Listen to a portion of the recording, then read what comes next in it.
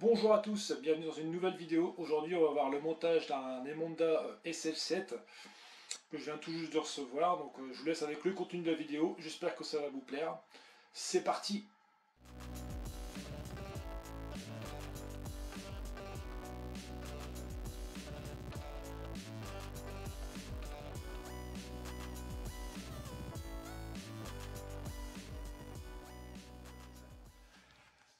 Alors Cédric, est-ce que tu peux nous présenter ce modèle d'Emonda? Ouais, donc là c'est un modèle Emonda SL7 de 2021, donc un modèle qui va bientôt arriver sur le marché. Bon, il y a déjà eu des modèles vendus, hein. Il y a déjà eu des modèles vendus par des Trek Stores et même d'autres magasins. Mais là c'est un modèle qui est en l'occurrence que j'attends depuis juillet et que j'ai reçu hier. Bon là en l'occurrence c'est un cadeau pour mon père, voilà. Mais donc là je vais le monter, je vais le régler. Et on va voir plus en détail. Bon, déjà, ce qu'il faut savoir, c'est que c'est un Trek Emonda SL7 en OCLV 500. Donc là, tu as cadre fourche carbone. Donc la fourche, elle est également en OCLV 500. Alors, ce qui est bien chez Trek, c'est que tu peux faire aussi ce qu'on appelle le Project One. Donc, le Project One, en gros, c'est toi qui fais ton vélo à la carte. Tu peux choisir le cadre que tu veux. Donc, si tu veux un Emonda, si tu veux un Madon, la coloris que tu veux. Donc, déjà, sur le site Trek, tu as déjà pas mal de, comment dire, de coloris. Différents, hein, puis il y en a franchement sont vraiment pas mal. Ou alors tu peux aussi rester dans le basique, hein, dans les coloris que eux vont faire, ou même l'équipe Trek Segafredo masculine, ou même l'équipe Trek Segafredo féminine. C'est le bleu et blanc, je crois que ça j'ai vu. Donc alors quand tu prends en Emonda, quand tu prends le Project One, pardon, quand tu prends le Project One, tu peux choisir aussi le groupe que tu veux, tu peux choisir ton cintre si tu veux un cintre en carbone, un cintre aluminium, comme tu veux. Tu peux choisir aussi tes braquets, si tu veux mettre un capteur de puissance ou pas. Tu peux choisir aussi tes braquets. Donc, si tu veux mettre un 50-34, un 52-36 ou un 50-39. Tu peux choisir aussi les roues. Donc là, les roues, on verra après, sur ce modèle-là, on verra les roues que j'ai opté pour ce modèle-là. Et voilà en gros ce qu'il faut savoir hein, pour le projecteur. Après, tu peux aussi personnaliser, il me semble qu'on peut mettre son prénom. J'avais essayé de le faire pour un client. Je sais pas si ça avait été possible, mais tu peux mettre carrément ta gravure de ton nom en fait si tu veux sur la voiture. Voilà. Donc voilà en gros ce que représente ce modèle là. Est-ce qu'il y a des couples de serrage à respecter? Ouais, alors tu as des couples à respecter. Le fabricant te préconise de respecter des couples de serrage. Donc c'est toujours indiqué. Hein. C'est soit indiqué sur l'accessoire que tu veux mettre. Là tu vois par exemple en l'occurrence Trek ils vont préconiser de serrer les vis de potence à 5 Nm2. Alors s'ils disent de serrer ça à 5 Nm2, c'est pas pour se dire bon voilà c'est serré, c'est que ils ont calculé par rapport à mon avis à la force qu'on pouvait mettre sur la vis quoi. Mais de toute façon ce qu'il faut savoir c'est que si tu serres pas en couple, du coup je prends ma clé dynamométrique, mais si tu serres pas en couple, déjà de 1 ça peut te mettre en danger, et 2 bah t'as plus de garantie quoi. C'est-à-dire qu'en gros si tu serres trop tes vis, que tu viens fissurer. Là, en l'occurrence, ça sur le carbone, si tu vas le fissurer, bon, bah, voilà, c'est toi qui as fait l'erreur. Voilà.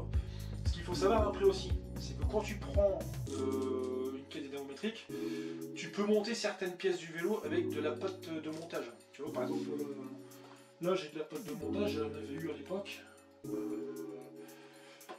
Alors attends, pâte de montage.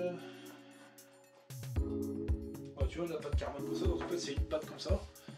Je sais pas si tu arrives à faire la mise au point avec la vidéo, parce que déjà j'ai bien vu. Tu vois, c'est une pâte comme ça. Donc en fait, dedans, tu as des sortes de micro-billes et tu as ce qu'on appelle une granulométrie. Et en fait, la granulométrie, il faut bien que tu regardes parce que si ta granulométrie elle est déjà assez importante, comment dire, ta pièce si elle est serrée par exemple à 6 Newton, il faut que tu serres légèrement en dessous parce que si tu serres à 6 Newton, bah, tu risques de casser ta pièce. Voilà. Donc là, les coupes de serrage, ouais, c'est important. Il faut bien respecter. Après, ce qui est bien, c'est que généralement, Trek, ils fournissent comment dire, des clés pré-réglées. Mais là, j'en ai pas ici. J'en ai au magasin, mais j'en ai pas ici. Ce qui te permet de serrer tes vis sans avoir peur de les casser. Donc là, pour centrer le cintre, t'as des cannelures, tu vois. Essaye de faire, je sais pas si ça arrive à faire les mises au point sur les cannelures. Mais... Donc là, tu vois, le but du jeu, c'est de centrer en fait les cannelures qui sont là, pour que tu sois pas trop de quelques degrés à gauche ou quelques tirerai à droite. Tu vois. Première chose à faire, c'est que tu viens ça. Donc là, ce que je vais faire, c'est que le cintre, je vais le serrer à peu près. Tu vois, moi j'aime bien, c'est toujours remettre le cintre quand le vélo est au sol. Comme ça, au moins, ça permet de bien fignoler le truc. Quoi, tu vois. Pour le bruit. Là, c'est ton coup de pied serré. Des bruits bizarres des fois-ci, tu vois.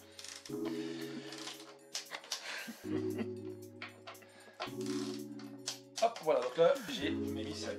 Et tu vois, quand tu prends l'écart, si tu peux voir, je sais pas si tu vas savoir voir, mais regarde l'écart qui est là et l'écart qui est en bas. Tu t'aperçois que t'es la même chose, tu vois. Ça veut dire qu'en gros, là, ton couple est respecté et surtout ta vis elle est bien serrée. Donc là, au moins ça te permet 40 garantie constructeur et ça te permet d'avoir aussi une potence bien serrée et aussi d'avoir ton cintre. Bon là il sert à peu près, hein, c'est pour je vais leur bouger après. Ça te permet si tu partirais rouler comme ça, on va être en sécurité quoi. Quel type de pneu tu vas utiliser pour ce vélo? Alors moi en l'occurrence, je roule essentiellement sur du Continental. Bon, j'ai déjà essayé plusieurs types de pneus, j'ai déjà essayé Vittoria, j'ai déjà essayé Michelin, Hutchinson aussi. Mais bon, personnellement, je préfère Continental. À l'époque, je roulais sur du 4 saisons, un pneu polyvalent et surtout qui permettait d'être dans le temps. J'ai roulé sur du GP 4000 et après il y a eu le S2 aussi. Et là maintenant, j'ai opté pour lui mettre du 5000. Alors 5000 en 25 pour le confort. Continue de te dire. Donc là, pourquoi un GP 5000? C'est déjà, moi, ce qui me plaît chez cette marque-là, c'est déjà la résistance TPI du pneumatique. Donc la résistance TPI, elle est à 330. Tu vois, donc c'est déjà une, entre guillemets, si tu veux, pour simplifier le truc, il faut déjà y aller pour crever, quoi. Franchement. Et ce pneu-là, tu peux facile faire 10 000 bornes avec, quoi. On peut faire de la compétition avec? Ah, tu peux faire de la compétition, ouais. Entraînement avec aussi, tu vois. Alors le pneu il est super bien, c'est le seul inconvénient qu'il va avoir, c'est qu'au bout d'un moment, c'est vrai que ça va faire un petit peu, tu vois.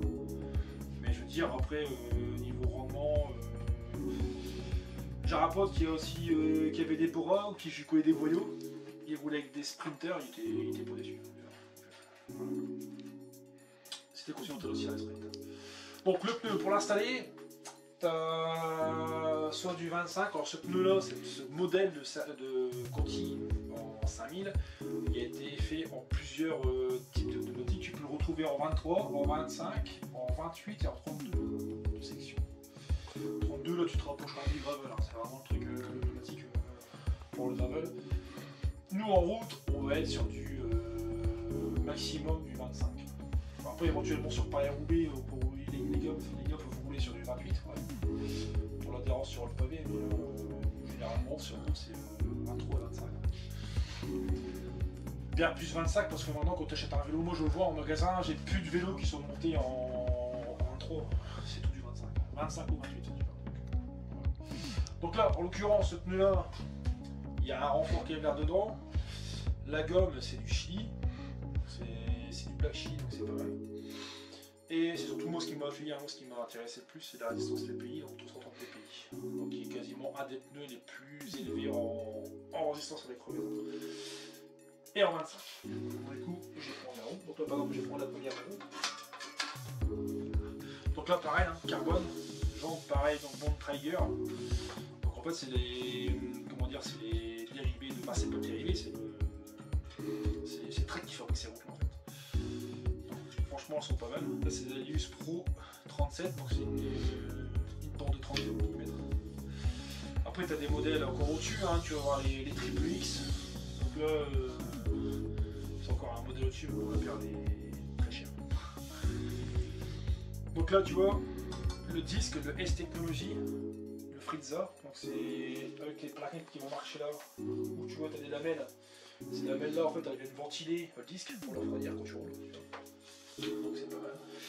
Tu sers ça, c'est ce qu'on appelle le centerlock, mais tu viens, tu peux aussi desserrer ton disque avec une clé pour desserrer les cassettes. Donc c'est avec la mur. Pour pas dire que je te passe le détail du disque parce que le disque est super léger, tu vois. Et c'est une roue, je sais pas combien elle représente, mais elle doit être rapide.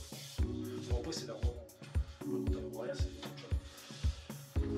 Donc du coup, quand tu vas monter ton pneu, tu as un sens de montage, ce qui est logique.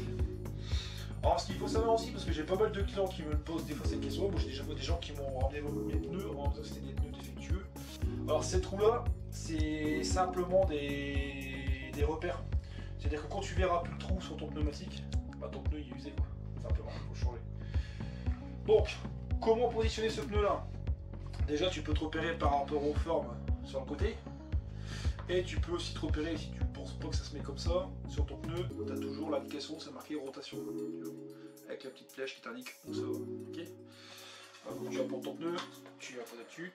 Donc là pareil, en l'occurrence, ce pneu là c'est un pneu à tringle souple, donc on peut faire ce qu'on veut avec. Tu vois. Par contre tu peux prendre aussi des pneus après où tu auras ce qu'on appelle de la tringle rigide. Donc ton pneu sera comme ça, mais tu n'arriveras quasiment pas à le bouger. Quoi, tu vois.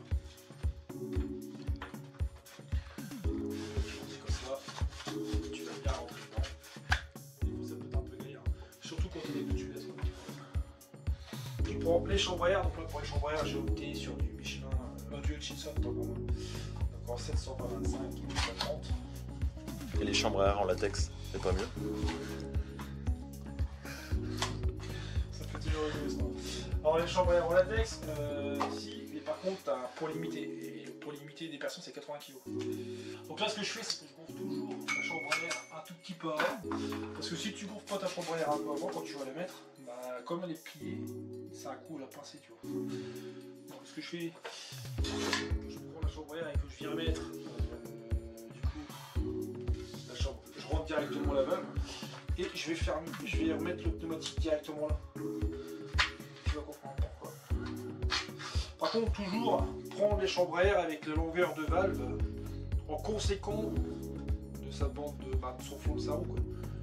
Tu vas pas prendre une chambre à air avec une valve de 45 par exemple, si tu as un profilé de 80. Quoi. Et à l'inverse, tu vas pas prendre un profilé de chambre à air de 80 si tu as une jambe plate. Quoi. Alors, parce que ça se voit, j'en ai déjà vu. Donc là, la première chose à faire, c'est bien mettre la chambre à air dans ton pneu pour qu'elle soit bien positionnée à la base. Hop. Et moi, ce que je fais tout le temps, c'est que je viens, tu vois, remettre, je démarre toujours de la valve. Comme ça, il n'y a pas de problème. Donc, tu mets, tu vois. Et comme ta chambre à air elle est un peu gonflée, comme ça se met un peu en pression, tu vois à l'intérieur, ta chambre à air elle est un peu légèrement gonflée. C'est-à-dire que quand tu viens mettre ton pneu, bah, ta chambre à air elle se coince pas entre ton pneu et le flanc de ta jambe. Tu vas mettre. Alors en fait, quand tu vois que ça commence à être un peu dur à mettre, parce que ta chambre à air elle te fait galérer, tu desserres un peu, tu les dégonfles un peu, et un peu tu arriveras à le mettre.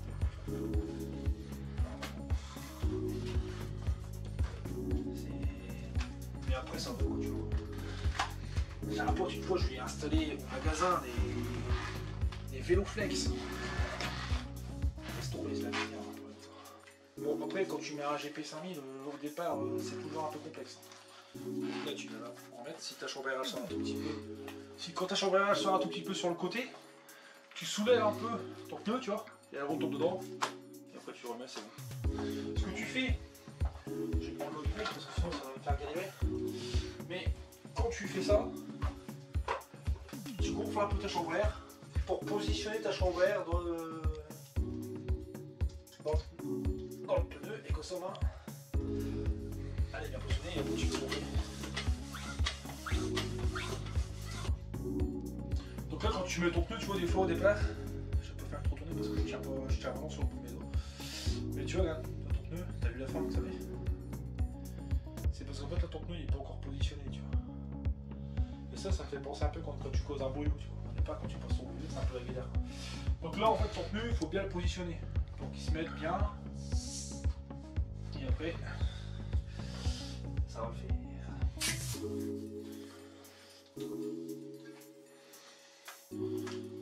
Ah, je galère.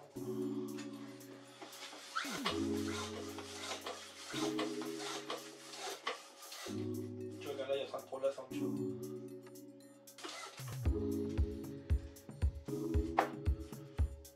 Tu vois, là, il est en train de prendre la forme, tu vois.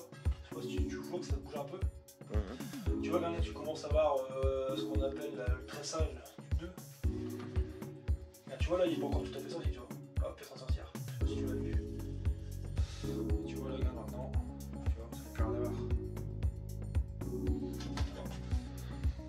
Et là, tu vois, ton pneu il est bien ressorti à chaque fois, tu vois. Des fois, ça peut arriver que ton pneu, il va ressortir partout, sauf à un endroit où ça va être rentré. Et quand tu vas rouler, ton pneu va tourner droit, puis à un moment, ça va faire juste un petit coup comme ça. Ce que tu peux faire, c'est ce que je fais aussi sur les tubeless des fois, c'est que tu dégonfles ton pneu. Tu prends, si tu as un petit chiffon, tu mets un peu légèrement, je dis pas légèrement, de l'eau savonneuse, et tu viens mettre sur les flancs, et quand tu vas gonfler, il va claquer tout seul. C'est un peu comme quand tu mets un tubeless, quoi. Donc là, il te reste à faire quoi sur le vélo? Donc là, concrètement, il me reste à remonter les deux roues, vérifier les vitesses avant-arrière si ça passe bien. Parce que bon, généralement, c'est quand même monté, mais bon, je préfère quand même vérifier. Et aussi serrer la vis de potence, tu vois, parce que là, c'est pas serré, tu vois. Et quand je vais remettre le vélo au sol, ça permettra de mettre mon cintre droit et de mettre la selle aussi. Donc là, je vais déjà remettre la roue avant. Donc là, la roue avant, il faut savoir que la roue avant, son axe de roue, c'est à 100 par 12 mm, tu vois. Et la roue arrière, c'est 142 par 12 mm. Donc 100, c'est sa longueur, et 12, c'est le diamètre. Un axe, il faut toujours légèrement le graisser, tu vois. À quelle graisse? Ça, par contre, tu mets de la graisse de montage. Tu sais un peu comment on met de la graisse sur des roulements. Et la fréquence De l'application de la graisse? Voilà, tu peux en mettre. Si tu le démontes souvent, tu vérifies quand tu commences, si tu vois que ça devient sec, t'en mets. Si par contre, quand tu as une sortie de pluie, tu vérifies toujours si il y en a quand même. Tu vois. On nettoie et on Voilà. repasse. Donc là, je vais remettre la roue. Donc là, pour remettre la roue, il n'y a rien de plus simple. Je vais remettre la roue, tu vois, la forme de la fourche, elle est bien faite. Donc là, c'est pas là, tu vois, par contre, tu peux pas dans le faire, mais tu vois, il y a un filetage. Donc tu sais déjà que tu vas pas rentrer comme ça, quoi. De toute façon, quand tu mets tes axes, l'axe, généralement, la petite pièce là, qui va te permettre de serrer, elle se met toujours du même côté. Quand tu montes un vélo sans disque, tu prends par exemple mon vélo de course, là, tu prends le Giant, là, le TCR Advance, tu vois, son axe il est là, et le deuxième il est là-bas derrière. Tu vois, tu trouveras pas cet axe là, ce côté là, tu vois, c'est pareil de ce côté là. Parce qu'en fait, là, des axes comme ça, de blocage de ton axe rapide, tu ne mets jamais côté de ta cassette, de ton la cassette derrière. Tu vois, c'est la galère. Tu vois. Donc là, ce qui est bien avec ça, c'est que tu serres comme ça. Une fois que tu l'as serré, quand tu auras réglé ton étrier, et ben, à chaque fois que tu vas desserrer, remettre, desserrer, remettre, ça bougera quasiment pas. Ça peut bouger quand même. Et après, tu peux enlever ça. Comme ça, au moins, ça te permet de ne pas le laisser esthétiquement. Ça fait vraiment propre. Et pourquoi des disques plutôt que des patins? Parce qu'en fait, c'est un freinage plus précis et aussi un freinage comment dire, un peu plus fort que le patin. Alors ça marche bien, hein. Par contre, en temps de pluie, tu vois, le freinage est quand même mieux, un disque et patin. C'est pour ça que pendant un temps, sur les étapes du Tour, quand il y avait des étapes de pluie, des fois il y avait quand même pas mal de chutes parce que tu vois, c'était dû en fait aux différences de freinage. Tu vois, il y a même des coureurs qui en avaient parlé, sans que Fredo il en avait parlé, je crois. Ou les mecs qui freinaient avec des freins à disque et les mecs qui freinaient avec des freins mécaniques, c'était pas le même freinage, quoi, tu vois. Mais à la base, tu vois, ce type de frein là, c'était quand même bien dans le monde du cyclocross, tu vois. Cyclocross, VTT, ouais. C'est vrai qu'au début, je vais pas le cacher, j'étais un peu réticent au disque, mais bon, après, quand tu vois comment ça évolue, tu vois, tu te dis, bon, tout qu'on fait, c'est pas si moche, quoi. Le seul truc qui est un peu bête, c'est les gens qui ont pas mal de vélos, tu vois. Ou les compétiteurs, quand tu passes d'un vélo à un autre. Si par exemple tu as des paires de roues d'avance, des roues, si tu as des roues à patins, sont compatibles. Quand tu optes pour prendre un vélo à disque, tu sais que tu es condamné à changer ton parc de roues, quoi, parce que malheureusement tes roues elles seront plus compatibles. Après ça se dessine, hein, tu vois. Donc en fait, le but du jeu c'est de se rentrer ton étrier pour que tu puisses favoriser. Et la fréquence pour changer les plaquettes? Alors, la fréquence pour changer les plaquettes, tu vas les changer en fonction de ton freinage. C'est-à-dire que si tu freines beaucoup, tu vas le changer, quoi. Après, bon, de toute façon, généralement, en plaquettes comme ça, alors moi je parle uniquement sur la route, hein, parce que le VTT c'est complètement autre chose. Mais généralement, la fréquence, généralement, ouais, tu peux faire, nous la route, si on fait 10 000 à 15 000 bornes, tu peux faire, ce sera beau si tu fais 2 jeux de plaquettes, quoi. Par contre, par un VTT, lui, il y a la contrainte du terrain, boue et tout ça. Donc, ça peut être. Et le changement de disque? Le changement de disque, moi, généralement, je dis aux gens, tu vois. Alors après, ça dépend, c'est toujours pareil, tu vois, le routier ou le têtiste. Mais généralement, je leur préconise de au moins, ouais, au minimum. Tu n'entends plus rien là. Au minimum, il faut que tu fasses un disque, ouais, 1 an et demi, quoi. L'usure, elle va être différente d'un utilisateur à un autre, tu vois. C'est pour ça que généralement, les plaquettes, je dis, pour une personne qui fait 15 000 bornes et qui freine quand même pas mal, bah ouais, 2 jeux de plaquettes, c'est beaucoup, tu vois. Et je vois sur le disque, il y a un petit scotch. Ouais, alors pourquoi il y a un scotch dessus, tu vas voir si tu vas le voir là. Je sais pas si tu pourras le voir là, mais. Tu vois, non, ouais, mais tu vois pas ce qui est marqué. Bah, je te l'enlever, de toute façon, faut le virer parce que sinon, c'est ça qui génère un bruit quand tu roules. Mais. Alors, c'est un pense-bête, ça, tu vois. C'est entre guillemets qui dit que quand tu fais ça, t'as un tiret de tes doigts dans le disque parce que si tu mets tes disques. Ce qu'il faut savoir, t'as deux choses importantes. Avec un disque. Si un jour tu roules en disque, c'est jamais un truc qu'un jour tu seras amené à rouler avec un vélo de course en disque, hein, on sait jamais. Quand tu vas crever, si tu as fait une grosse sortie, même si, voilà, si tu sors, tu crèves, bon voilà, ça va aller. Mais si tu as fait 20 ou 30 bornes, ou même 15 bornes, et que tu as fait un gros freinage avant, tu as plus pas toucher le disque. Hein. Sinon, tu vas te brûler. Bon, ça paraît bête, hein, mais c'est le genre de truc que tu vas pas penser quand tu vas l'enlever. Hein. Tu vois, donc c'est bien marqué, tu vois, de pas mettre tes doigts dedans. Tu vois. Mais tu vois, je veux dire. Ça c'est important, ça paraît peut-être bête, hein. On pourrait me dire ouais bah logique que je vais pas mettre mon doigt dedans. Que déjà pour mettre tes doigts dans le disque il faut déjà y aller parce que tu vois le disque il est quand même bien pensé chez Shimano où t'as un minimum pour passer tes doigts, tu vois. Par exemple tu prends un BTT, tu prends les entrées de gamme chez Shimano, les disques standards, t'as un jour, c'est-à-dire que le disque en fait il est un peu courbé comme ça, donc t'as un jour. Là c'est une vraie trancheuse, donc tu poses ton doigt, t'as plus de doigts. Donc c'est pas négligeable de le mettre ça, tu vois. Bah, surtout de dire aux gens, attention, il y a un disque. Après, deuxième chose à savoir, parce que pour ça, je pense que tu peux le savoir forcément, mais qui dit frein hydraulique dit purge. C'est obligé. Shimano, ils vont préconomiser en moyenne un frein sur 4 ans. C'est-à-dire qu'en gros, ton frein, tu dois le purger tous les 4 ans. Moi, quand je vois un modèle route ou VTT, je dis toujours à mes clients qu'il faut que je vois le vélo dans 2 ans. Parce qu'on ne sait jamais si la personne en roule beaucoup. Ben, c'est pas parce que Shimano dit qu'il faut attendre 4 ans, moi, de voir si ton frein fonctionne encore. Moi, quand tu viens en magasin et que tu me dis voilà, je voudrais faire un contrôle de mon vélo, c'est la chose que je vais vérifier. Parce que je suis désolé, pour moi, que ce soit le freinage, pour moi c'est vital. C'est-à-dire qu'en gros, t'as pas de frein, tu peux te tuer. Quoi. Donc tu peux pas te permettre de se dire bon, c'est bon, j'ai 4 ans, j'ai le temps. Non. Moi, au bout de 2 ans, je vérifie déjà si le frein, il n'y a pas un problème. Quoi. Déjà au niveau sensation, et surtout au niveau freinage, et surtout par rapport à ce que le client va me dire. S'il me dit, bah voilà, c'est vrai, quand je roule, j'ai un problème, je sais pas, j'ai l'impression que des fois c'est spongeau, je dois pomper un peu pour pouvoir freiner, c'est pas normal, c'est-à-dire qu'il y a une présence d'air dans le circuit, tu vois. Voilà. Donc en moyenne, c'est 4 ans pour économiser par le fournisseur. Et moi, aux gens, je dis de les faire tous les 2 ans. Bah, de vérifier tout au moins 2 ans. Par contre, il faut savoir que chez SRAM, quand tu roules avec de la DOT 4, parce que là-dedans, là, c'est de l'huile minérale, quand tu roules avec de la DOT 4, là, il faut que tu fasses tes purges tous les ans. Et ça, j'ai déjà demandé au fournisseur, ça en va de la garantie du frein. C'est-à-dire que si ta purge n'a pas été faite au bout d'1 an, suivant l'achat, hein, bien sûr, bah, ton frein n'est plus garanti. Donc ça sera un peu dommage de ne plus avoir garantie pour une purge. Alors, attends, je vais essayer de...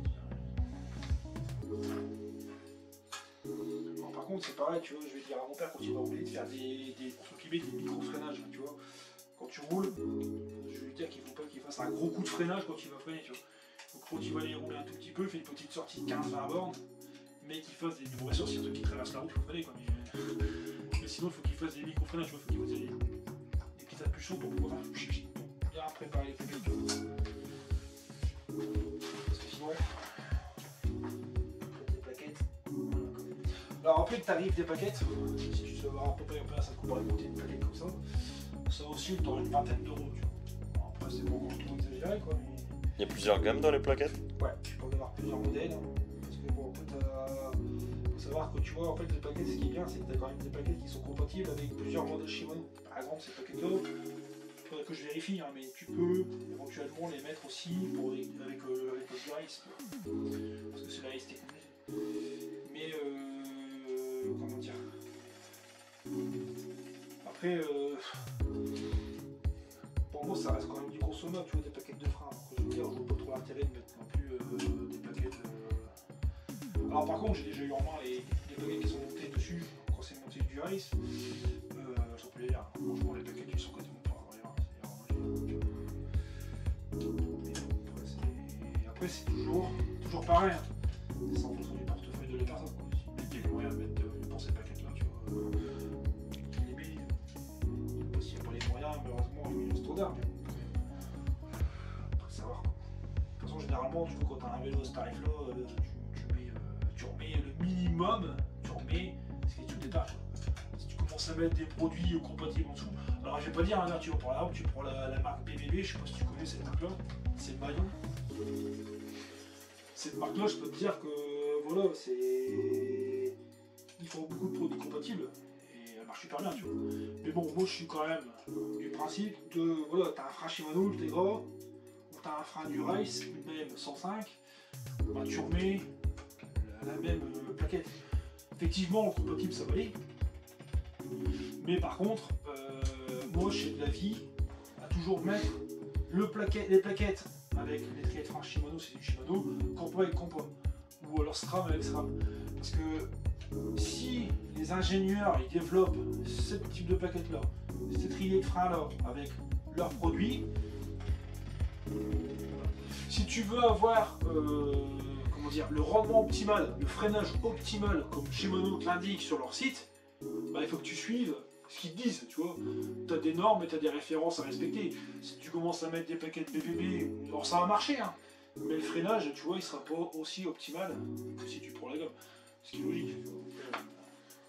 Tu vois, quand tu fais pour ça, tu sais que ta roue, elle est arrivée, tu vois. Et tu vois, ce qu'il me reste, c'est des micro-freinages, tu vois.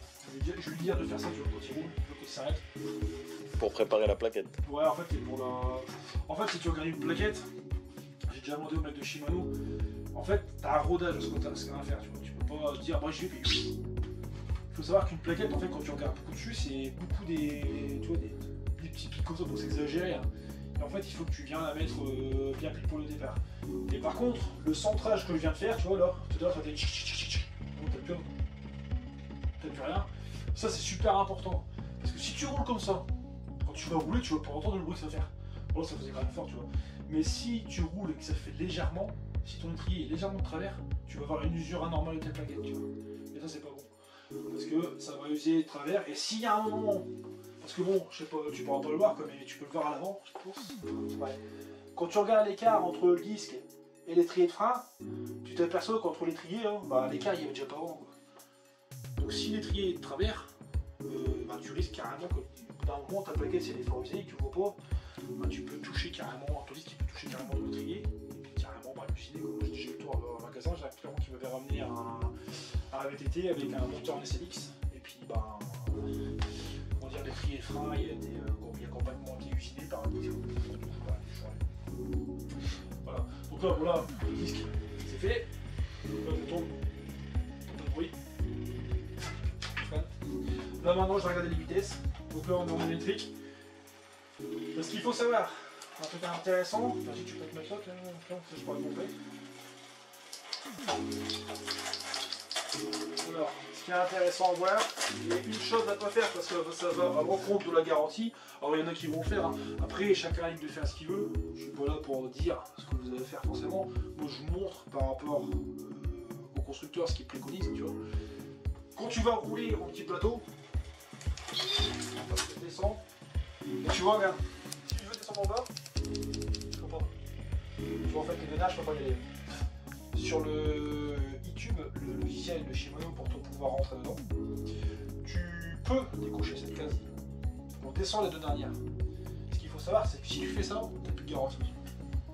Parce qu'en fait, Shimano, ils vont le voir. J'ai déjà demandé, quand je faisais l'information pour ça, je leur avais demandé, et ils m'ont dit, si tu viens décocher cette case-là, tu peux le faire, ça va aller jusqu'en bas. Mais quand tu vas le remettre, c'est marrant. Et je leur avais dit, bah je sais pas, mais si admettons le client ou la personne le fait lui-même, il m'avait répondu, Bah nous, on a un logiciel en fait qui est plus compliqué et on peut voir carrément la date quand ils l'ont décoché. C'est-à-dire qu'en gros, si tu fais ça depuis, t'as plus de garantie, quoi, tu vois. Parce que tu dois pas rouler croisé. Faut savoir que quand tu vas être sur le grand plateau, là, tu vas monter, hop, tu montes, ton dérailleur il va s'ajuster, tu vois. Là, je monte. Tu vois, et là je roule croisé, mais si tu regardes bien, ta fourchette intérieure elle touche pas la chaîne. Tu fais ça avec un mécanique, tu touches direct. Alors pas tout de suite, mais à ce niveau-là tu touches directement ta fourchette. C'est parce qu'en fait ton derrière, faut pas brûler tout, il se réajuste en fait. Voilà. Voilà. Bon, là c'était déjà. On avait déjà quasiment réglé le truc. Donc là, ouais. Au niveau de l'entretien après une grosse sortie pluie. Ouais, alors grosse sortie pluie. Première chose à faire, c'est bien nettoyer le vélo. D'accord. Pas de jet d'eau, pas de Karcher. Non, non, parce que tu seras pris déjà une pluie dessus, donc c'est bon.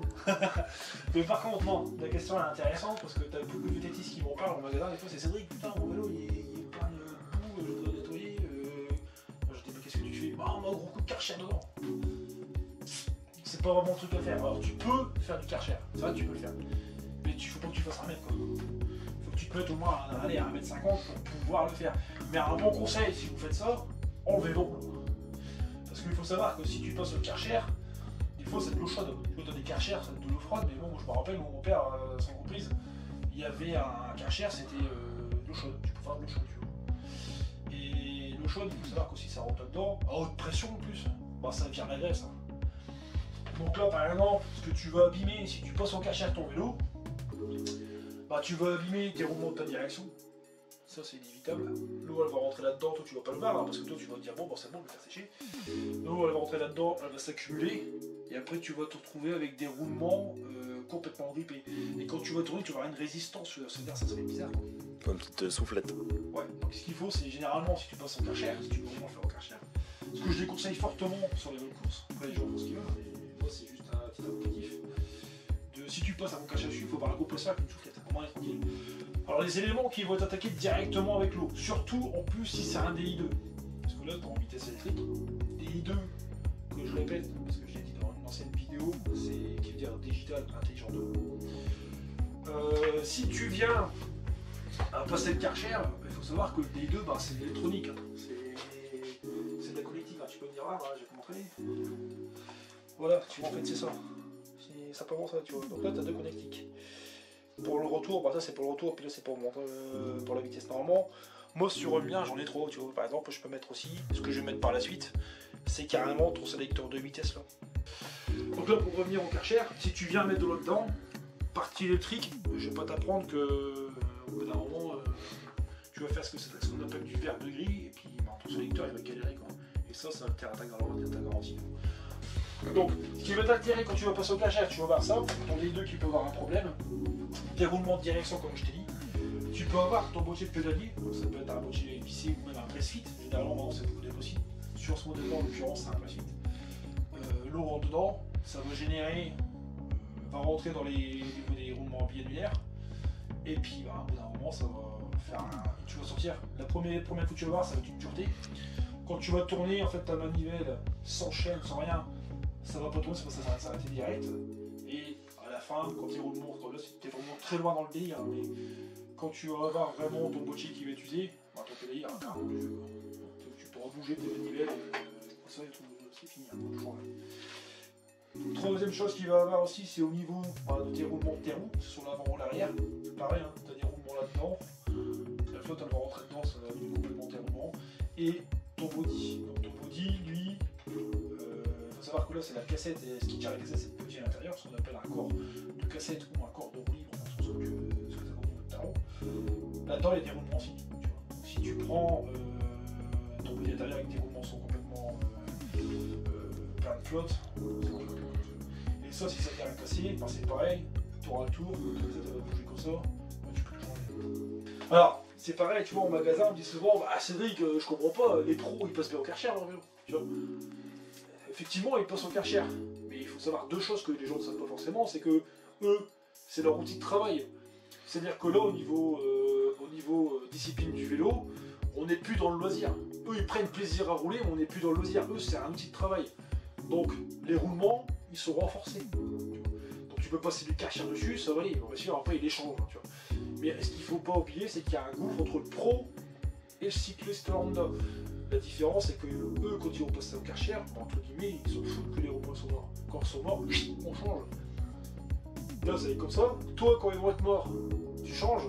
Mais la petite différence que tu vas avoir avec eux, c'est que toi, tu payes et eux, ils payent pas. Tu vois. Ok. Donc, tu vois, c'est. Voilà. Et ce qu'il faut savoir aussi, c'est peut-être bête à dire, hein, mais un boîtier de pédalier, un corps de roue libre, des roulements de roue, ça a quand même une garantie. Alors, j'ai pas de garantie, ça n'a pas de garantie à toute la vie de la roue, mais ça a un minimum de garantie. Je dis une bêtise, tu pars rouler, tu passes ton vélo 3 fois au karcher sur l'espace d'un mois, bah si tu laisses comme ça ton vélo, bah c'est bon, hein. Dans 3 mois tes roulements sont morts. On peut quand même dire qu'au bout de 3 mois tes roulements ils sont censés, si tu fais des sorties, si tu sors 5 fois, 5-6 fois par mois, c'est pas énorme tu vois. Et que tu viens avoir tes roulements déjà usés comme ça, tu vas vouloir forcément remettre tes roues en magasin. Ce qui est légitime, tu vois, tu vas dire, bah écoutez, j'ai acheté une paire de roues, j'ai acheté un vélo, mes roues elles sont déjà complètement, comment dire, il y a déjà du jeu dans les roues, puis quand je tourne ça fait un bruit vraiment qui craque, c'est pas normal. Quand je vais démonter les roues, je veux bien faire le SAV, hein, parce que moi ça me coûte rien de faire un SAV, mais je sais déjà que ça passera pas, quoi, tu vois. Parce que si tes roues sont, tu démontes, parce que moi j'ai déjà vu des roues, tu démontes les roues, sérieusement, clairement, quand on enlève la cassette, c'est une sorte de dôme marron des roues, tu vois, c'est carrément en fait comment dire, l'acier qui est rouillé, qui est mélangé avec la boue, tout ça dedans, c'est fini. Hein. Donc tu peux pas faire de demande SAV, tu vois, généralement, même les gens quand ils voient le vélo, ils disent ah ouais, ça va aller comme ça, donc généralement ils se disent ouais, bah, je peux rien faire, quoi, tu vois. Donc il faut bien faire attention, donc karcher, entre guillemets, à éviter. Alors c'est sûr, hein, un vététiste qui a fait 40 ou 80 km et qui revient avec son vélo avec ça de boue dessus, bah, effectivement, il y a un vélo de le faire, il peut le faire, mais il faut vraiment qu'il prenne des précautions, quoi. Moi, je vais te dire franchement, ce que je fais avec mes vélos, tu vois, là j'en ai 3. Dans le blanc, là, dans le noir, qui date de 2012, tu vois. Ce modèle-là, tu vois, pour toi, il y a quand même pas mal de monde dans les dents. Et j'ai couru avec ce modèle-là. Quand tu regardes le vélo, il est toujours pareil, tu vois. Il est pas bien. Alors, après, moi, c'est encore différent, c'est mon métier. Donc, je veux dire, moi, j'ai tous les accès pour pouvoir le faire. Mais je veux dire, si tu entretiens bien ton vélo, tu vois, tu peux avoir un vélo qui dure longtemps, tu vois ce que je veux dire. Là, après, quand tu vas faire ton vélo, quand tu veux nettoyer, il faut que tu aies des bons produits, comme je disais. Donc, chaîne, ton dégraissant, ton lubrifiant, que je vais te montrer après. Pareil pour ta cassette. Et pour le cadre, des fois, on peut prendre des produits exprès ménagers. Alors, pas abrasifs, hein, parce que sinon, tu vas complètement manquer ton cadre, quoi. Et tu nettoies ton vélo. Soit tu prends le produit, les gens vendent, les magasins qui vendent, bon, l'occurrence, dans mon magasin, je vends des produits pour nettoyer les cadres, c'est-à-dire que c'est un produit qui n'est pas grand, c'est un peu, comment dire, comme un nettoyant, c'est un peu comme un nettoyant, tu sais ce que tu peux nettoyer ta maison, c'est un peu savonneux et tu nettoies bien ton cadre, petit coup soufflette, et quand tu as fini, tu as deux types de cadres, tu as les cadres mat et les cadres brillants. Tu peux mettre un tout petit coup de polish, moi je prends un chiffon, je prends des chiffons, tu sais en microfibre, je prends ça, comme c'est sur le pied là, je prends ça et derrière je passe un coup de chiffon et mes cadres sont nickel. Alors attention parce que des fois quand tu prends des...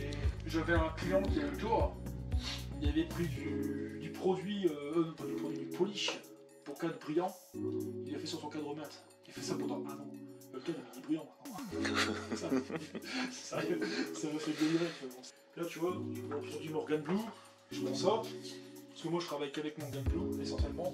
Bon, ça c'est un peu plus cher mais bon, ça marche bien. Là tu vois c'est pour les cadres mat, c'est marqué fort Fram mat, tu vois. Il existe même en brillant. Je sais pas si j'ai là dans longtemps mais. Non, là, Et si on met ce polish là sur un cadre brillant, c'est pour mat. Ça fera rien plus, mais par contre si tu mets, parce que c'est pour le mat, ça fera pas trop, ça peut quand même t'atténuer un tout petit peu le vernis de peinture. Il faut savoir qu'en l'occurrence, généralement, le vernis de peinture c'est garanti 2 ans par le fournisseur, le fabricant. Mais chez Track, les cadres sont garantis à vie. Ouais, alors, de toute façon, garantie à vie, c'est comme toute marque. Effectivement, c'est garantie à vie. Et ce qu'il faut bien savoir, c'est une bonne question que tu me poses là, c'est il faut savoir que le cadre garantie à vie quand tu es défaut de fabrication. C'est-à-dire, si tu pars rouler, que ton cadre il se fait sur l'or, ça passe en garantie, c'est sûr. Mais si tu te prends un platane à 60 km/h et que ton cadre il est pété en 2 morceaux, non mais je prends vraiment l'extrême, c'est vrai que c'est marrant ce que je dis, mais tu prends vraiment l'extrême parce que des fois t'as des gens qui disent moi j'ai une tour une fois où je travaillais avant, dans commencé un magasin où il y a un client qui était venu, et en fait son vélo, il était tombé, tu vois. Et c'était un cadre aluminium, c'était un Giant, et il était tombé, et la peinture était déjà, c'est un cadre aluminium, c'était un talon. La peinture elle était légèrement... le mec qui me le ramène, tu vois, il me dit je le passe en garantie parce que j'ai fait tomber le vélo et c'est fait, bah non, c'est pas comme ça. Il est garanti à vie, tu vois. Alors tu dois lui expliquer tout. Donc là je dis bien, surtout dans la vidéo, si vous regardez ça, le cadre est garanti à vie pour les défauts de fabrication. C'est-à-dire que si on n'est pas à l'abri, Trek n'est pas à l'abri comme Ridley, comme Scott, comme ce que tu veux, comme marque, Koga, n'importe quelle marque, on n'est pas à l'abri qu'il y a un petit défaut, c'est pareil, tu vois. Il peut avoir un défaut de peinture à la conception. Il peut avoir un défaut de, je sais pas, moi quand il doit assembler, peut-être un problème avec la fibre, bon ça tient pas à ce moment-là, le code il va être garanti. Je t'expliquais ce qu'il faut faire, et ça fait mal au cœur quand tu dois montrer le code, je t'expliquais après ce qu'il faut faire pour la garantie. Mais ça c'est pris dans le cadre de la garantie. La peinture il faut que je revérifie, mais normalement c'est 2 ans, parce que moi à l'époque, il me semble que j'ai eu de m'avait dit 2 ans. Alors c'est pareil, hein. La peinture elle est garantie 2 ans, contre, le problème c'est que si ton code, si le code par exemple il est assez frité, c'est pas normal, tu vois. Pour la garantie d'un cadre, tu vois, par exemple, j'ai eu le tour, parce que j'ai eu le tour sur un Madden. Trek, ils demandent la garantie, ils vont te dire voilà, le cadre passe en garantie. Il faut savoir qu'un cadre nu, le cadre nu que j'ai démonté entièrement, il coûtait plus de 2000 €. Et pour justifier, pour qu'ils me renvoient un cadre nu, c'est ce qu'ils font, mais ils demandent de scier en 2. C'était juste pour un problème de peinture. 4 coupes en 2. Sinon, ils te renvoient pas de cadre. Donc, lubrification, toujours bien quand tu dégraisses ta chaîne. Tu nettoies bien avec un chiffon, tu nettoies ton vélo entièrement, et après tu remontes ton vélo, tu relubrifies, tu poses bien tes vitesses, et voilà.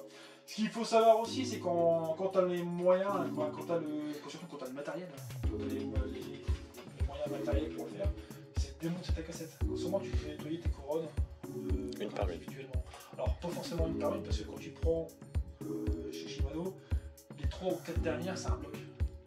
Tu pourras démonter comment dire, une par une, c'est comme par exemple quand je fais ta compas.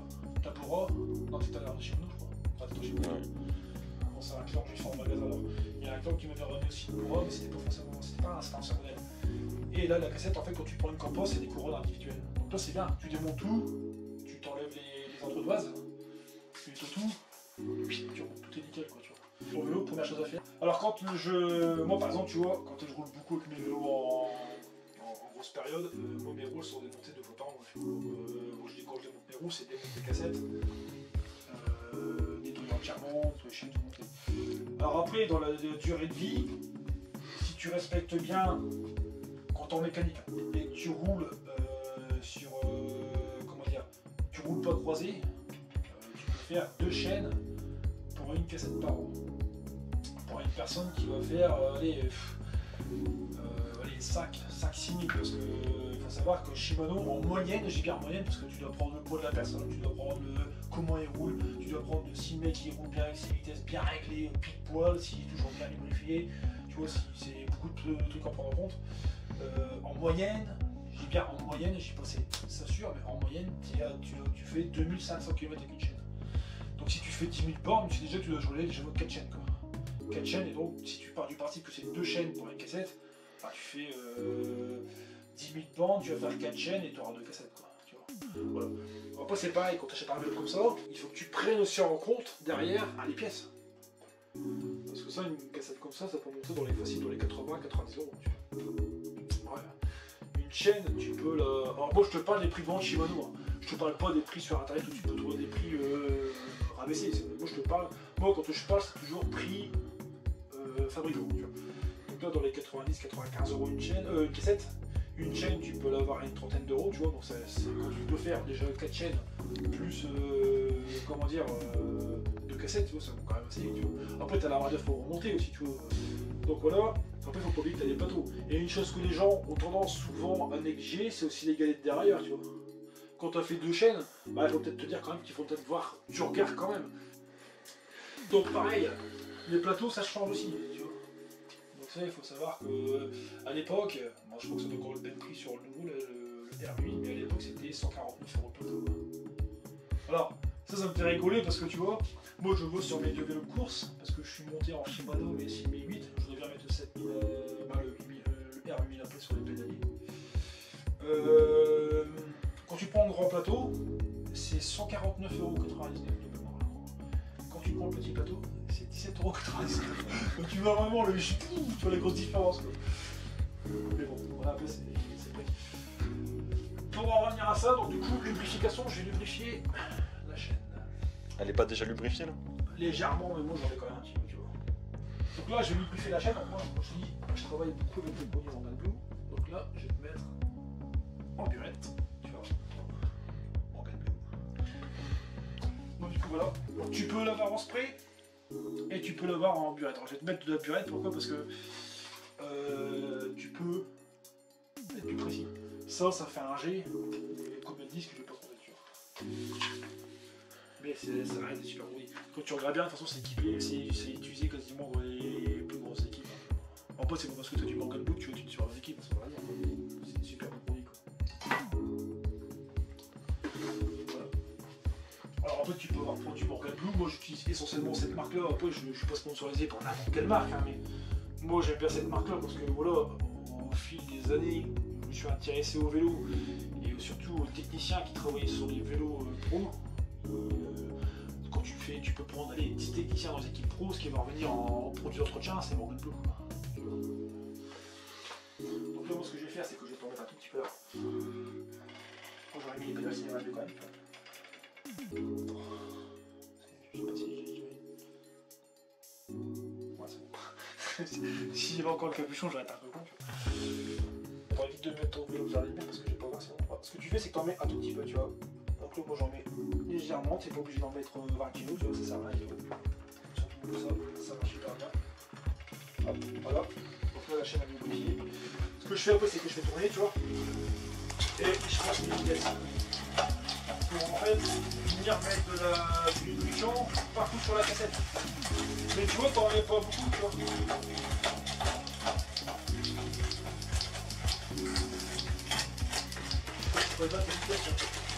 Donc voilà, en gros, donc là, vitesse, frein fait, on est bon pour aller rouler. Donc par contre, ça fera l'office d'une prochaine vidéo. Parce que là c'était plus, tu vois, je voulais faire plus un vlog que faire une vidéo technique, vraiment technique.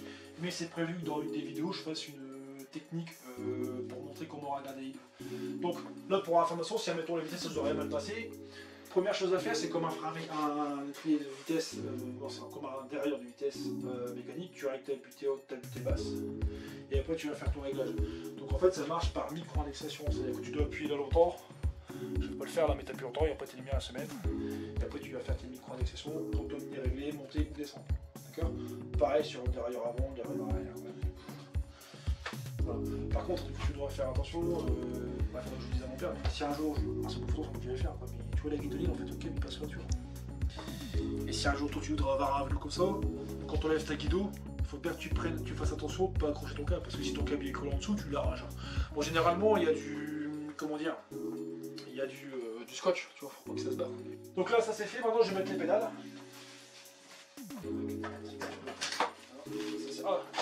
Tant qu'on est sur le V2, je vais montrer comment ça marche.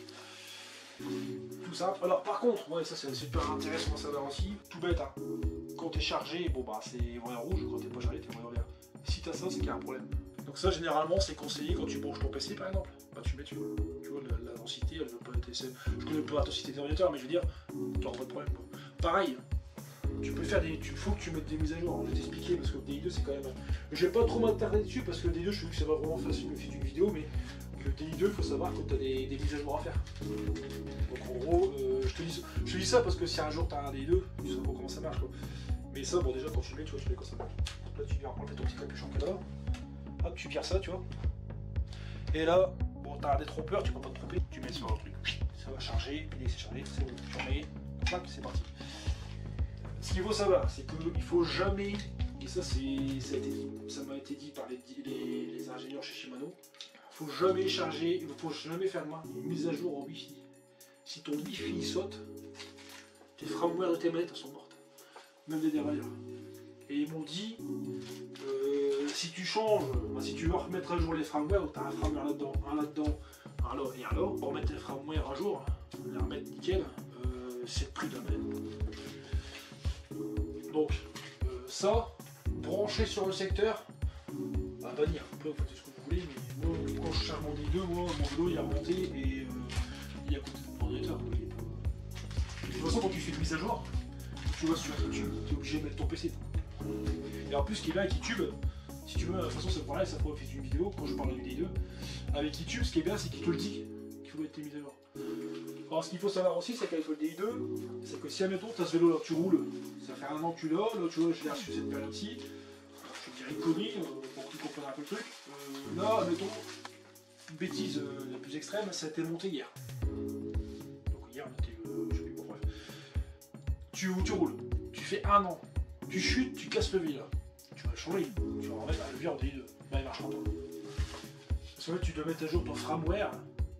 Alors, pas celui-là, mais tu dois mettre à jour ces firmware de lui et de tes derrière pour qu'ils disent voilà, lui, ça met sa mise à jour. Je dis connerie, hein, c'est pas ça, mais c'est dans le même délire.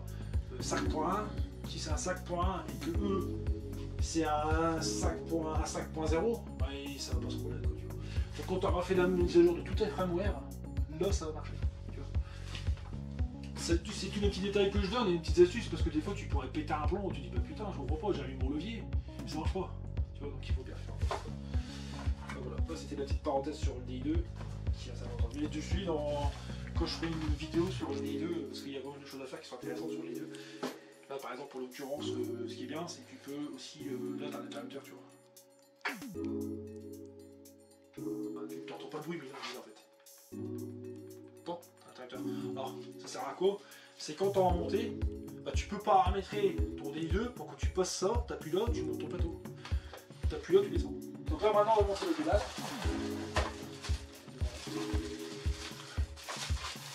Donc là, le pédale, pareil, Ultegra, c'est du modèle.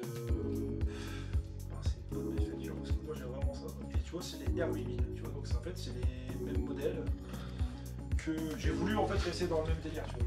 On était sur du R8000, j'ai voulu mettre les pédales, tu vois. Quand tu veux regarder un peu le descriptif d'une pédale chez Shimano, bon là tu as la plateforme de la pédale qui est en carbone, tu vois, ça se voit. Là tu peux régler ta vis au niveau de ta cale, plus ou moins dur. Voilà, c'est la fabrication, c'est Shimano. Voilà, donc là tu vois, c'est quand même bien. Je sens que c'est un peu produit hyper vite, tu vois. Donc pareil, quand tu montes des pédales, c'est bête à dire, hein, mais de toute façon t'as un sens.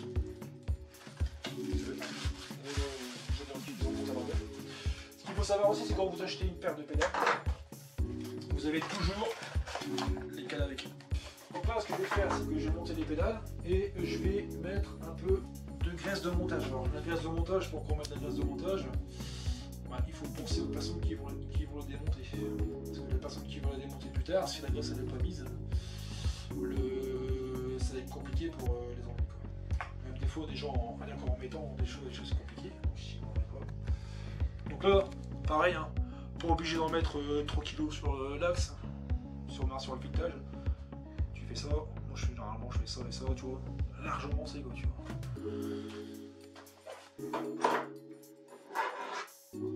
Et pas faire comme j'en vois certains qui font, de mettre dedans, ça sert à rien. Tu vois, t'en mets là. Alors tu vas me dire pourquoi t'en mets pas là et là, bah, c'est parce que quand tu vas tourner, en fait, bah, la graisse ça va venir se mettre partout. Voilà. Voilà. Donc après tu prends la pile adéquate et tu vas serrer. Pareil pour serrer, t'es pas obligé de serrer à fond. Il faut les serrer pour que ça tienne, c'est sûr, parce que si tu serres pas, et qu'il vient envoler, ça arrive trop. Mais tu vois, tu viens passer, moi ce que je fais, c'est que je passe ma clé à l'intérieur, et je viens prendre ça. Alors bien sûr, il faut avoir la bonne clé, hein. Si tu prends pas la bonne clé, ça va pas le faire, donc tu vérifies un minimum avant, quoi. Tu viens là, et tu viens juste poser ta pédale, tu vois. Et là, ta pédale, elle va serrer tout seul, tu vois. De toute façon, ton serrage, il se fait toujours dans le sens de la rotation quand tu vas rouler. Ce sera dans l'autre sens, c'est-à-dire que quand tu roules, bah, tu laisses serrer tes pédales, quoi. Donc moi ce que je fais généralement, je fais ça. Quand je suis en butée, tu vois, j'ai pas mis trop de graisse, la graisse elle sort pas, que ce soit là ou de l'autre côté, tu vois. Donc c'est pas mal. Et après, ce que je viens faire, c'est que je fais ça, et je mets un petit peu de serrage comme ça, hop, et voilà, c'est bon. Comme ça, quand tu vas enlever les pédales plus tard, tu n'auras pas de problème, tu vois aussi. Là pareil, je viens mettre pareil, donc là tu vois bien voir ce que ça fait, je passe à l'intérieur. Je viens mettre là.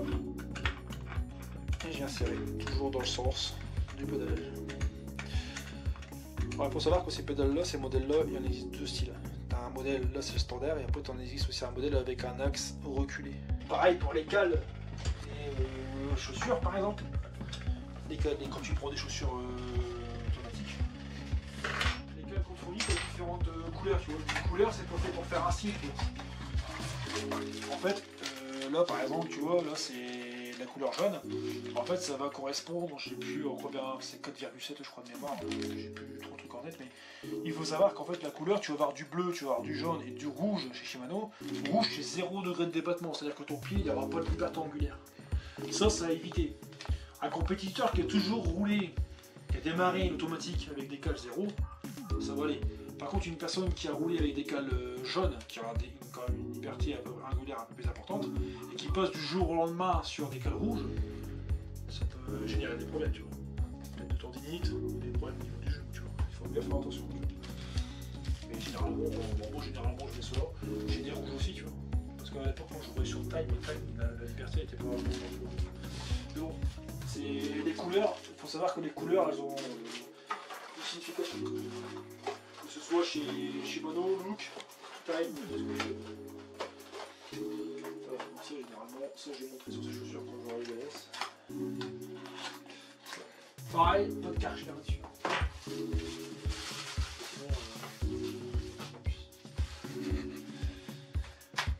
Voilà, donc là j'ai fait, on va récapituler un peu. J'ai monté, du coup j'ai vérifié le D2, le mot était déjà réglé, mais bon, je l'ai vérifié quand même. J'ai centré les étriers, tu vois, tu tournes vraiment le tout nickel. Dernière chose qu'on n'a pas fait, c'est de centrer. Donc là, ce qu'il me reste à faire, du coup, c'est comment dire, c'est de mettre le cintre droit, donc cette position là, et de venir bien le centrer. Tu vois, parce que là, en fait, il pas droit, tu vois. Voilà, donc là, ce que tu vas faire, c'est que tu vas tirer, c'est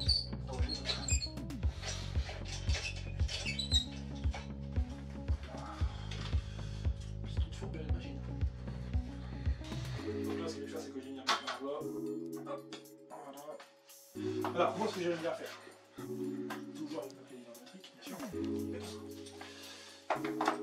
Quand c'est un vélo que je m'oriente, tu vois, j'aime pas le mec, j'ai horreur de mettre les levées comme ça. Pour moi, ça fait trop laid, quoi. Donc là, ce que je fais, c'est que j'en desserre ça.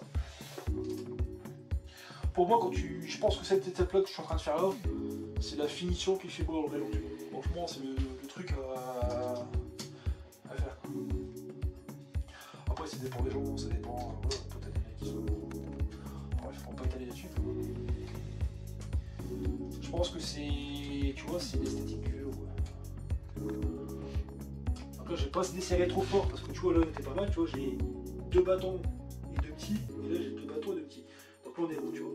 Il faut juste que je redescende mon cintre. Tu vois. Donc, moi, ce que j'aime bien faire, c'est pas l'avoir comme ça. C'est vraiment de descendre. C'est vraiment le descendre pour pouvoir le mettre droit, tu vois. En fait, généralement, ce que j'aime bien faire, c'est que cette partie de cintre là, elle soit à peu près à la même position que le. Tu vois. Hop, voilà, tu vois. Là, comme ça, tu vois, c'est pas mal. Tu vois, déjà, tu trouves que le vélo, quand tu vois comme ça, je sais pas ce que t'en penses, mais il y a une plus belle allure comme ça, tu vois, que comme tout à l'heure, quoi, tu vois. Et généralement, de toute façon, cette partie-là, tu vois, elle va toujours à peu près venir suivre la continuité de ton cadre, tu vois. Donc là, quand t'as ça, t'es bon. T'es bon là, t'es bon ton positionnement. Alors là, c'est pas ce que je dis, là, par contre, ça, ce que je fais, c'est dans le cadre d'une mise en rayon. Quand tu vends le vélo, t'es obligé de prendre l'utilisateur par rapport à ses besoins et par rapport à ce que la logique, tu vois. Je veux dire, tu peux pas faire des choses qui sont pas réalisables, quoi, tu vois.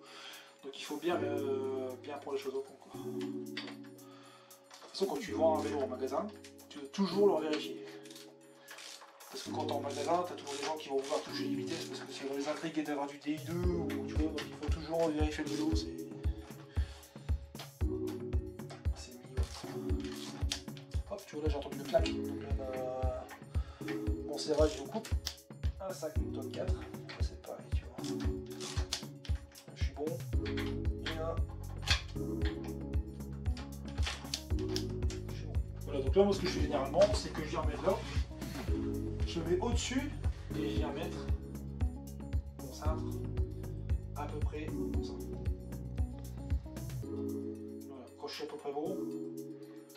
Je serre légèrement la main. Et je finis par la clé dynamométrique. Toujours en vérifiant mon serrage de couple. Alors, pareil, c'est pas parce que c'est marqué là, j'ai une connerie 5 Newton ou 6 Newton ou 7 Newton, que tu auras forcément le même couple de serrage. Là, il faut bien faire attention. Parce que si tu as un pivot aluminium, tu pourras peut-être serrer un peu plus. Tu vois. Faut toujours bien faire attention. Et inversement, si tu as un cintre en aluminium et que tu peux serrer, je dis une connerie, hein, c'est exagéré, mais si tu peux serrer à 12 Newton là et que tu as un pivot en carbone, si tu serres à 12 Newton, tu exposes le pivot. Enfin, tu exposes ton pivot. Donc là, voilà. Et généralement, ce que je fais pas, c'est que je monte dessus et je vois, là, tu vois directement cet endroit. Là, je vais en bouger un tout petit peu. Alors, ça, tu vois, ça, c'est vraiment le truc. Moi, généralement, quand je vois un vélo comme ça, ou même un vélo, n'importe quel vélo, je dis au client d'aller l'essayer, tu vois. Généralement, ce que je dis aux gens, c'est vous faites une sortie de vélo, une ou deux, vous allez avoir des problématiques, peut-être j'ai une bêtise, un petit peu mal au dos, ou peut-être pour remonter un peu, ou quand je suis comme ça, il faut que je me mette comme ça pour s'exagérer, il faut que je me mette comme ça pour être droit, tu vois, c'est toujours des... Je pense que la meilleure, pour vraiment finaliser, je vais dire là, le vélo, en termes de réglage, je pense que c'est le client qui va te l'apporter. Quand il aura roulé avec son vélo, tu vois, le mec, quand il va venir, il va me dire, bon, ouais, c'est vrai que j'ai ça qui va pas, ça c'est parfait, mais il faut peut-être remonter. Et à la fin, bah, tu te rends compte que la finition, elle se fait avec le client. De toute façon, dès lors que le client va payer le vélo, c'est lui qui dit ce qu'il va faire, c'est plutôt que toi, tu lui apportes éventuellement la logique, on va dire, du truc. Si le mec lui dit, bah non, écoutez, c'est pas pour ça impossible de faire, ou si on peut le faire, on le fait, quoi, tu vois. Donc là, c'est 5 bouts.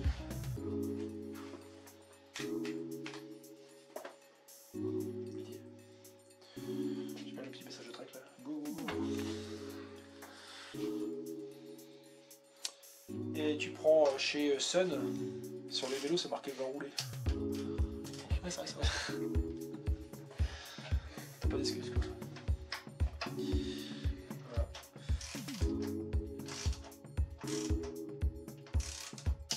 Voilà. Tu vois là, ça prend. Voilà. Et tu vois, regarde, si tu peux le voir à la caméra, ce que je te parlais tout à l'heure hors caméra. Tu vois la vis là, bah, elle est pas plus serrée que celle d'en bas, tu vois. Elle est pas plus serrée que celle d'en bas, tu vois. Là, on zoome bien dessus parce que on n'a pas bien allumé, tu vois. L'écart qui est là, il est quasiment pareil que là, tu vois. Tout à l'heure, la vidéo que je t'ai montré, t'as vu, c'était plus serré en haut et pas assez serré en haut. C'est pareil, ça a son importance parce que si tu serres trop, bah, tu peux le casser quoi. Voilà, tu vois. Donc on fait ça après, c'est bon. Généralement, je revérifie, puis après, voilà. Là, tu vois, là, maintenant on est bon. Voilà, cette vidéo est à présent terminée. J'espère qu'elle vous aura plu. Si elle vous a plu, comme d'habitude, je vous invite à mettre un petit pouce bleu. Ça fait toujours plaisir. Et aussi à vous abonner. En attendant la prochaine vidéo, salut à tous et portez-vous bien.